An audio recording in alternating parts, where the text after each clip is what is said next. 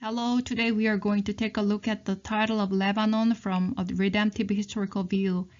I remember hearing about Lebanon's political and economic turmoil not too long ago. Recently, there has been an explosion and citizens' demonstrations have intensified, and the cabinet has finally resigned. Lebanon is an important part of the Bible. It is also an important country for archaeological research. Watching the recent explosion, I wanted to organize Lebanon in the Bible briefly. First, the roots of Lebanon is Canaan. Lebanon is a country attached to the north of Israel. Tyre and Sidon, which often appear in the Bible, are the two representative cities of Lebanon. Sidon was the son of Canaan, who was the son of Ham among Noah's three sons, Genesis chapter 10, verse 15. So Sidon's father is Canaan, his grandfather is Ham, his great-grandfather Noah. If you think of the Canaanites, it is easy to think of only the land of Israel, but from this genealogy, Lebanon was also the land of the Canaanites. And next we're going to talk about the Cedar of Lebanon. Tyre first appeared in Joshua's book around 1400 BC, Joshua chapter 19, verse 29. And later reappeared in the reign of King David around 1000 BC, 2 Samuel chapter 5, verse 11. It is recorded that from the time of David and Solomon around 1000 BC until Ezra 400 BC, when Israelites were returning from Babylon, Lebanon was the place where Israel imported cedar wood, which was mainly used to build a temple or palace. It is written in 1 Kings chapter 5 verse 10, Song of Songs chapter 3 verse 9, Ezra chapter 3 verse 7. That's why the green cedar is carved in the middle of Lebanon's flags today.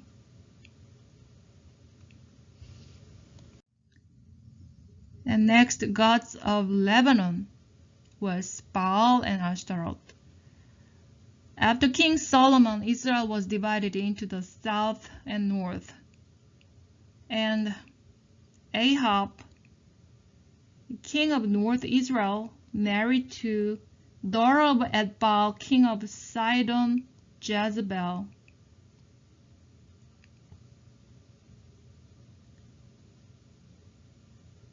They forced people not to believe in God but to serve Baal. In the Bible, God has often punished Israel for serving the goddess Ashtaroth, who is Baal's wife.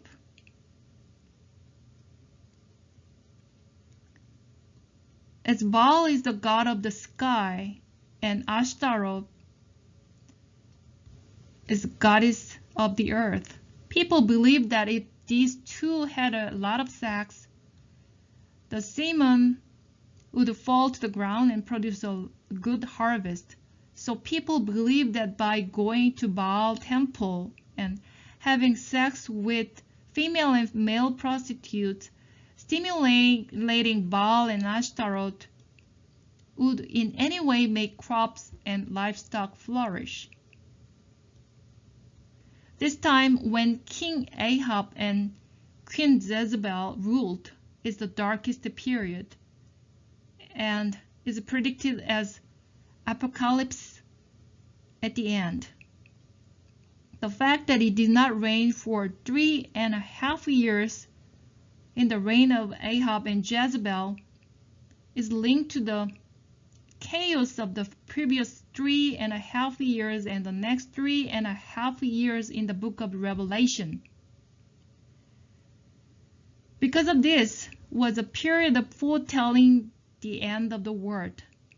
Since Enoch's transfiguration in 3127 BC, 2200 years later, there was an incident in which the prophet Elijah, around the reign of Ahab and Jezebel, was transformed alive, ascended to heaven.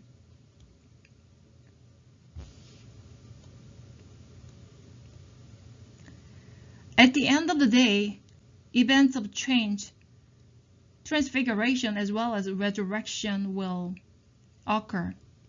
Anyway, with King Ahab's wrong marriage,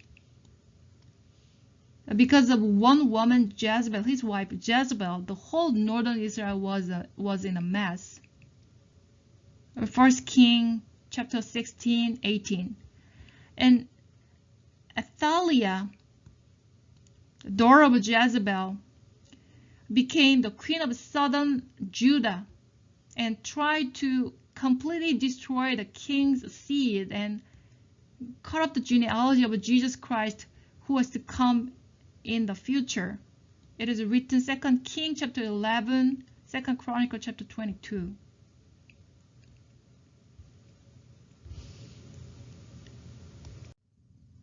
Next, Lebanon was the international trade cities, Phoenicia.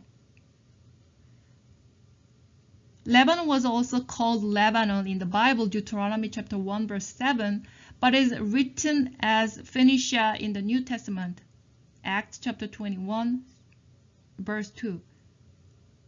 Phoenicia is a word derived from the Greek word Phoenike, which means red and purple, meaning phoenix. The reason why the Greeks called Lebanon the Phoenician, this is because Lebanon was famous for its purple dye extracted from the murex shellfish. The purple dye was used to make royal or aristocratic clothing, so it was expensive and was exported to many countries. In addition, they melted sand that contained a lot of silicate and made expensive glass out of it and exported it. They are very skillful making cedar ships, and they are very good at navigating, so they are carrying their own products. Not only did it dominate the Mediterranean Sea, but it also made inroads into the Red Sea and Atlantic Ocean and sold to Egypt, South Arabia, and even Spain and Portugal. The Carthage was founded in Tunisia around 814 BC and lasted for more than 600 years. In the early 200 BC, famous general Hannibal of Carthage and the general Scipio of Rome were famous for their confrontation. The Greeks called the Lebanese, who were outstanding traders, Phoenicia, which means phoenix in English. Phoenicia means merchant in Hebrew. Like this, Canaanites have always been rich, earning huge amounts of money through trade. Not only did they sell their own products, but they also excelled in brokerage trade. In particular, Tyre and Sidon were cities that served as hubs of world trade, carrying huge amounts of grain and fruit from around the Nile to countries around the world. The prophet Isaiah in 700 BC, between 700 BC to 600 BC, also referred to Tyre and Sidon as the central cities of commerce and commodity trade on the Mediterranean coast in Isaiah chapter 23, pointing to their arrogance due to abundant materials. Isaiah chapter 23 verse 1 to 3, For Tyre is destroyed and left without house or harbor. Be silent, you people of the island, and you merchants of Sidon, whom the seafarers have enriched.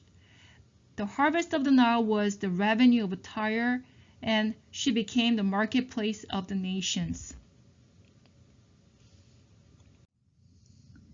And next, Lebanese alphabet. In fact, Phoenician is a generic term for trade ports that have flourished in the Mediterranean Sea and the Gulf coast of Syria since the 15th century BC.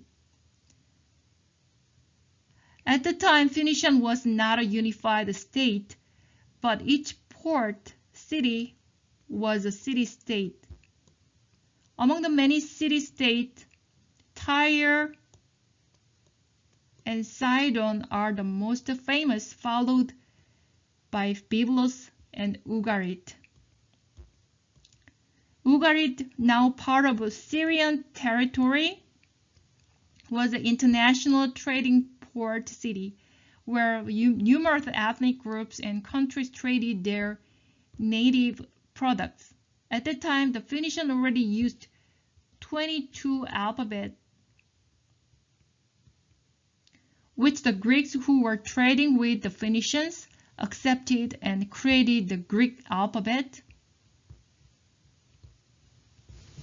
which later influenced the Latin alphabet, language of Rome, and became the source of the English alphabet today. The Greek historian Herodotus wrote, "The legendary Phoenician Cadmus gave the alphabet to Greece." So it means that alphabet comes from the Phoenician. The Byblos under the city sold cedar wood and cedar oil used to make mummies to Egypt, brought Egyptian papyrus and sold it back to Greece and other countries across the Mediterranean. Byblos means papyrus in Greek. The word Bible also comes from Byblos. All this inscription bearing an alphabet similar to today's alphabet was found in around 1200 BC. The sarcophagus of Ahiram, the king of Byblos. This made it clear that the English alphabet originated from the Phoenician alphabet. So to the west, Greece, Rome, and English. It became the origin of English alphabet. And to the east, it spread to the Arab region and became the origin of the Arabic alphabet. In fact, the Latin alphabet was only used around the Mediterranean until the 1st and 2nd century AD, but the Latin alphabet suddenly spread all over the world. The reason was that the Bible has spread all over the world. We often know Canaan as a word that only appears in the Bible, but purple dye, glass, cedar wood, cedar oil, ships, navigation, excellent business skill, alphabet, and so on. In ancient times, the Canaanites had enormous influence on the world. So along with the Mesopotamian civilization, the important ancient civilization is the Phoenician civilization, that is Canaan civilization. But how did Lebanon, once called the Paris of the Middle East, end up miserable as it is now? Let's take a brief look at Lebanon's history. Lebanon, like Israel, was invaded and ruled by powerful nations. In 7th century BC by Assyria, in 9th century BC by Assyria, 7th century BC as Ezekiel and Jeremiah the prophet prophesied. They were destroyed by Babylon. In 4th century BC by Alexander of Greece. In 64 BC by Rome. Around AD 26 through 28 in the New Testament, under the Rome's reign, Jesus preached the gospel to Tyre and Sidon, and many believed. It is written Mark, Matthew, Luke. Although it became a Christian country through Byzantine's rule in the 4th century AD, it became an Islamic state in the 7th century AD, dominated by Islam. During the Crusades of the 11th century AD, Lebanon was used as a major stronghold of the Crusades. But it was only for a short time. It was ruled by Ottoman Turkey in the 13th century AD. Since then, their religion became Islam. After World War I, it was incorporated into Syria in 1922 and ruled by Franks as Syria, Lebanon. And World War II, it became a completely independent country in 1944. The conflict between Christian and Islamic forces continued. At last, since 1975, these two forces have been fighting a civil war for 15 years. In order to end the civil war in 1990, 18 religious sects, mainly Christians and Muslims, implemented the parliamentary seat quota system in which 128 seats are shared with each other, and it has continued so far. Because of this sectarian political system, the people's livelihood collapsed while each sect was engrossed in political struggle to protect their political vested interests. In 2006, there was a war between Israel and Lebanon. Israel and Lebanon are still in conflict. In 2015 to 2016, there was a waste chaos on the side of the road that was full of dirt because they couldn't even dispose of trash. With the economic crisis continuing for years, anti-government protests are continuing. In the meantime, Corona-19 occurred, and not long ago, recently, a large explosion on August 4th killed many people and completely destroyed Beirut's port. On August 6th, 2 days after the explosion, the news of French President Macron's visit to Lebanon was very interesting to me. Not knowing Lebanon's history well, I thought, out of blue, why would the French president go to Lebanon to console them? So I began to look for Lebanon. It said this was because Lebanon was a colony of France 22 years in the past, from 1922 to 1944, so it has maintained close ties. There may be another reason. Anyway, President Macron promised to actively pursue international aid, including the IMF's aid program for Lebanon. The Lebanon's ruling party is the Iranian-backed Islamic fundamentalist party Hezbollah. So I haven't known about Hezbollah. Hezbollah is the Lebanon's terrorist group.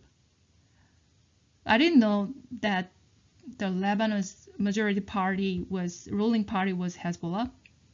Isn't that so funny? Our country's ruling party, the terrorist organization. Hezbollah is internationally defined as a terrorist group. Anyway, the French President Macron is going to solve the problem that Hezbollah cannot solve. So I just thought, it is better to be a colony of Franks. In ancient times, through international trade, Lebanon was a splendid country that exerted economic and cultural influence over the world. But it is now on the verge of national bankruptcy. This picture shows about the 2015 to 2016 waste chaos in Lebanon. This picture, Macron's visit to Lebanon 2 days after the massive explosion. Beirut port. Conclusion: Lebanon is Canaan, who began in Sidon, the son of Canaan. From ancient times, it has been materialistic through commerce. The reason why they believed in the god Baal and the goddess Ashtaroth was that they believed that they were gods of material abundance. What is the basis of the world economy today? It is business trade, selling and buying goods. It was the Canaanites who showed what business was. As they tried to do better in business, they had to build ships to sell goods to other countries, and they needed letters to communicate each other. So their skill of making ships was excellent, and the alphabet was made for the first time by themselves. Canaan is the first to create technology that is foundation of today's global economy. Canaan is also the founder of today's modern society where money is considered the best. Canaan is often described as a symbol of heaven. Before kicking out the Canaan 7 tribes, the original Canaan land symbolizes the depraved world of materialism that we live in today. Canaanites live opposite lives to believers who believe in God and believe in the afterlife. On the other hand, although Abraham lived in the land of Canaan, he lived in a tent there as a traveler, because this land is an inn to live someday, and heaven is the true hometown to which we must return. It says, the Hebrew chapter 11, 9 to 10, by faith he made his home in the promised land. Like a stranger in a foreign country, he lived in tents. For he was looking forward to the city with foundations, whose architect and builder is God. Even though Abraham has a lot of property and a lot of money, he didn't build his home. He just stayed in a tent.